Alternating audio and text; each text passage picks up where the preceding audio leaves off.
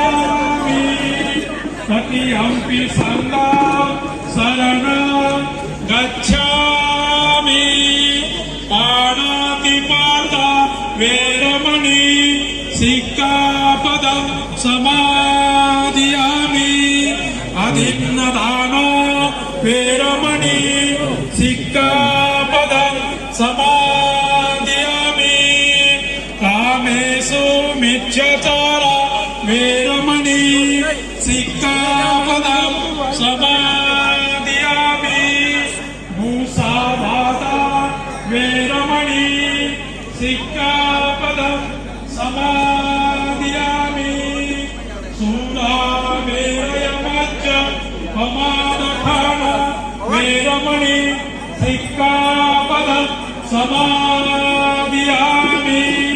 साधु साधु साधु भवतु सप्पम